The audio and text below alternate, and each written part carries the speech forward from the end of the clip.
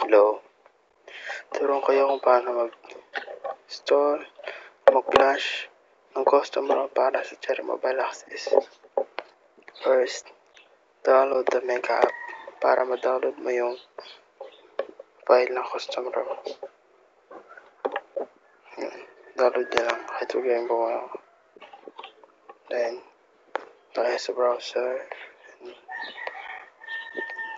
Go to this link na given sa descriptions ng video sa baba. So, magre-redirect kayo to Mega app. Then, download nyo lang. Yan. After downloading the app,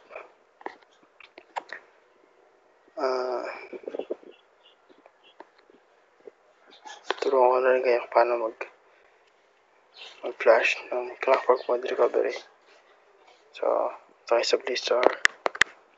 Download nyo lang yung recovery tools.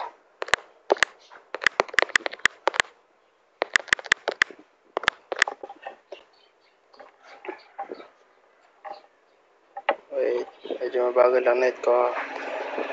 Yan. Download nyo lang yung pinakaunang link na given. So, yan. Install ko muna.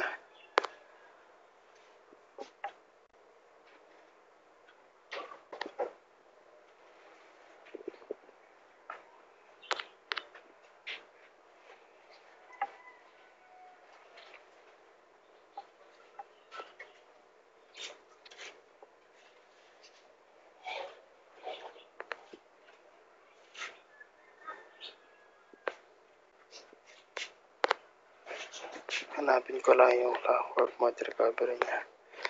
Wait lang. May nakalaban. Yan, CWN image. Ito ay para sa Cherry Mobile Access lang. So, ported na siya para sa phone. Yan.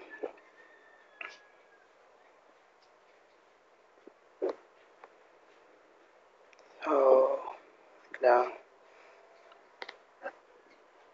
Open nyo yung recovery tools. Allow nyo sa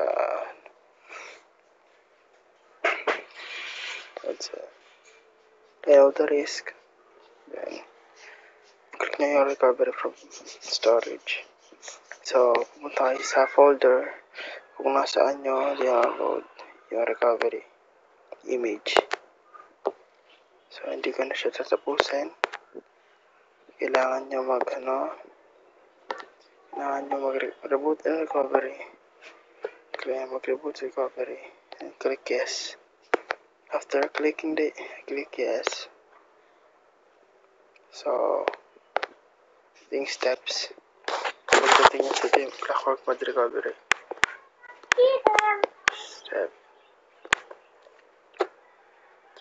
Wipe. Data.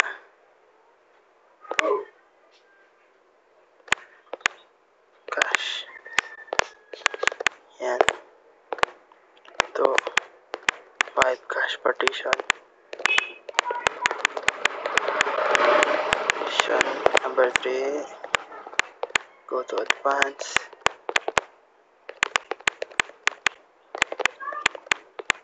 Then wipe logic cache or store zip from SD card and go to the folder. Buksan nyo din download yung ROM kanina na pinagay ko. Then, reboot system now. Then, congrats. Your Axim is on a custom ROM. Okay. So don't forget to subscribe and hit like button.